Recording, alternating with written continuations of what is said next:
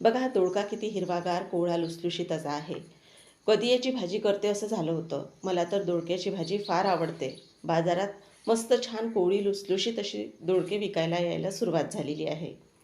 घरात फक्त मी एकटीच दोडक्याची भाजी खाणारी होती. पण एक दिवस अशीच साध्या सोप्या पद्धतीने भाजी करून बघितली. कारण आपण एकटंच खाणार असलो की आपण सर्व वाटण-घाटण करायचा कंटाळा करतो. पण साध्या पद्धतीने ही भाजी करून बघितली आणि नवल काय सांगते तुम्हाला, न खाणाऱ्यांनी सुद्धा आवडीने खाल्ली. मग तेव्हापासून सर्वच मंडळी घरातली ही भाजी खायला लागले. तर आता घेतलेल्या दोडक्याची सुरुवातीची आपल्याला बघा अशी हलकीशी साल काढून घ्यायची आहे. कोवळाच असा दोडका आहे त्यामुळे फार अशी साल काही निघणार नाही याची. हलकीशी सुरीने बघा अगदी वरची मी साल काढून घेतलेली आहे. तर आता पूर्ण दोडके असेच तयार करून घेतलेले आहेत. ते इथे बघू शकता तुम्ही. आता या दोडक्याचे आपल्याला 1 ते 2 इंचा इतके काप करायचे आहेत. इथे व्हिडिओत तुम्हाला दाखवते त्या पद्धतीने करायचे. परतही हा दोडका आपल्याला चिरून घ्यायचा आहे. पण सुरुवातीला आपण असेच काप तयार करून घेणार आहोत. तर आता हे काप आपण जे तयार करून घेतलेले आहेत, आता आपल्याला हा दोडका धुवून घ्यायचा आहे आधी. तर त्यासाठी मी दोडका एका पसरट भांड्यामध्ये घेतलेला आहे आणि त्यामध्ये भरपूर असं पाणी घालणार आहे. आता दोडका हलकासा फक्त हाताने आपल्याला चोळून घ्यायचा आहे. त्यामुळे व्यवस्थित असा दोडका धुतला जातो. आता आपण याचे अजूनही काप करणार आहोत. त्यानंतर आपल्याला दोडका धुवायचा नाही किंवा तुम्ही असेही काप करण्याच्या आधी धुवून घेतला तरीही चालेल. पण तुमच्याशी बोलताना मी याचे काप केल्यानंतर हा धुतला. तर आता बघा पूर्ण दोडका एका दुसऱ्या भांड्यामध्ये मी काढून घेतलेला आहे. आणि आता जे राहिलेलं पाणी आहे ते आपण झाडांना घालू किंवा मग फेकून देऊ बाहेर.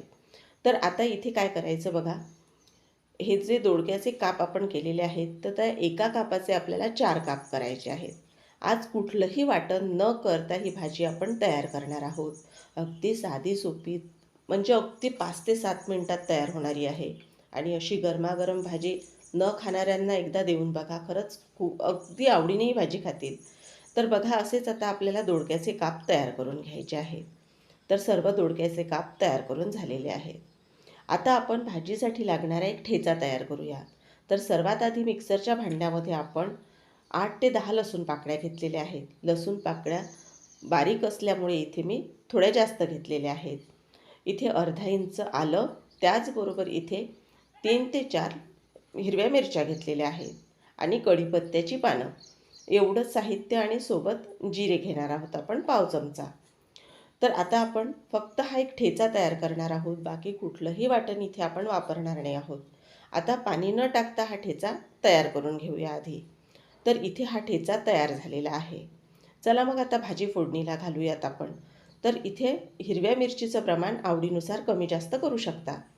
कढईमध्ये सर्वात आधी तेल घालून घेणार आहोत. तेल गरम झालं की आपल्याला यामध्ये पाव चमचा मोहरी घालायची आहे. मोहरी छान फुटण्याचा आवाज येईपर्यंत मस्त मोहरी फुटू द्यायची. आता आपण जो तयार केलेला ठेचा होता तो ठेचा घालून घेणार आहोत. तर इथे मोहरी पूर्ण छान मी आधी फुटू दिलेली आहे. तर आता हा ठेचा घालून घेते. ठेचा तेलामध्ये चांगला परतून घ्यायचा, कारण इथे फार जास्त कुठलंही साहित्य आपण वापरणार नाही आहोत. त्यामुळे हा ठेचा जितका छान खमंग असा आपण तेलामध्ये परतून घेतला तितकीच भाजीची चव छान लागणार आहे. तर आता इथे बघा छान असा हा चमच्याने मी तेलामध्ये परतून घेत आहे. आणि आता नंतर यामध्ये काही कोरडे आपण मसाले घालूया. मसाल्यांमध्ये फार जास्त आपण काही असं जास्तीचं घालणार नाही आहोत. इथे सर्वात आधी पाव चमच्यालाही थोडी कमी एवढी हळद, पाव चमचा गरम मसाला, त्याचबरोबर बघा अगदी पाव चमच्यालाही थोडं कमी एवढी मी धना पावडर घातलेली आहे. एवढंच साहित्य इथे मी वापरलेलं आहे. आता यामध्ये आपण काप करून घेतलेला दोडका घालायचा आहे. आणि हा दोडका घातल्यानंतर व्यवस्थित असा आपल्याला तेलामध्ये मस्त परतून घ्यायचा आहे. अगदी घाईच्या वेळी झटपट होणारी भाजी आहे. तुम्हाला ऑफिसचा डबा करायचा असू द्यात किंवा शाळेसाठी डबा करायचा असल्यास मुलांचा, मग थोडं हिरव्या मिरचीचं प्रमाण कमी ठेवायचं. अगदी झटपट तयार होणारी भाजी आहे. आता आपण भाजी पूर्ण एकत्र करून घेतलेली आहे. आता चवीनुसार आपल्याला मीठ घालायचं आहे. आता मीठ घातल्यानंतर मीठ यामध्ये एकत्र करून घेणार आहोत. आणि आता इथे आपली भाजी कोरडी असल्यामुळे आपल्याला अगदी फक्त थोडंसं यामध्ये पाणी घालायचं आहे.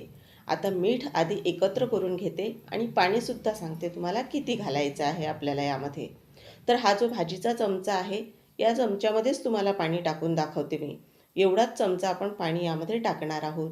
म्हणजे यामध्ये छान वाफ तयार होईल आणि झाकण ठेवल्यानंतर आपली भाजी छान वाफेवरच शिजल्या जाईल. इथे तेलही फार जास्त असं वापरलेलं नाही आपण. तर आता पाणी घालून घेतलेलं आहे आणि झाकण ठेवते आणि छान 3 ते 4 मिनिटाची आपण एक वाफ काढून घेऊया. मधात मी एकदाही चेक करण्यासाठी झाकण उघडून घेतलेलं आहे. तर इथे आता एकदा भाजीला व्यवस्थित असा चमचा देऊन घ्यायचा आणि परत आपल्याला यावर झाकण ठेवायचं आहे. म्हणजे असं एकदा चेक करून घ्यायचं. म्हणजे भाजी कोरडी असल्यामुळे तळाला लागणार तर नाही याची काळजी घ्यायची आणि थोडंफार कोरडी वाटत असल्यास परत थोडंसं पाणी वाढवायचं यामध्ये. परत झाकण ठेवून घेतलं आणि 2 ते 3 मिनिटाची वाफ काढून घेतली. तर इथे रंगावरून तुमच्या लक्षात येत असेल भाजी आपली शिजल्या गेलेली आहे आणि ही दोडक्याची भाजी जी आहे ती फार अशी जास्त शिजवायची नाही. त्यामुळे ती चवीला एवढी पाहिजे तशी चांगली लागत नाही. बघा चमच्याने तोडून दाखवते. अगदी सहज दोडका तुटला जात आहे. आता यामध्ये आपल्याला शेंगदाण्याचं कूट घालायचं आहे. हे ऑप्शनल आहे. तुम्हाला नसेल आवडत नाही घातलं तरीही चालेल. तर इथे जाडसर कूट मी 2 चमचे घालणार आहे. यामुळे भाजी खूप छान लागते चवीला. आणि वरून आता बारीक चिरून घेतलेली कोथिंबीर घातलेली आहे. आता परत एकदा सर्व भाजी एकत्र करून घेणार आहोत आणि आता फक्त अगदी मिनिटभरासाठी एक वाफ काढून घेणार आहोत झाकण न ठेवता. तर इथे आपली चविष्ट दोडक्याची भाजी तयार झालेली आहे. गरमागरम चपाती, भाकरी किंवा वरण भातासोबत ही भाजी खूप छान लागते. एकदा तुम्ही नक्की करून बघा आणि तुमच्या घरच्या सगळ्यांना कशी वाटली ते सुद्धा नक्की कमेंटमध्ये सांगायला विसरू नका. चला तर आता ही भाजी आपण सर्व करूया. तर आता तुम्हाला ही रेसिपी आवडली असेल तर व्हिडिओला लाईक करा, शेअर करा आणि अशाच सोप्या, चविष्ट घरगुती रेसिपी पाहण्यासाठी चॅनललाही सबस्क्राईब करायला विसरू नका. पुन्हा अशाच आपण एका नवीन रेसिपीसोबत लवकर भेटूया. तोपर्यंत धन्यवाद.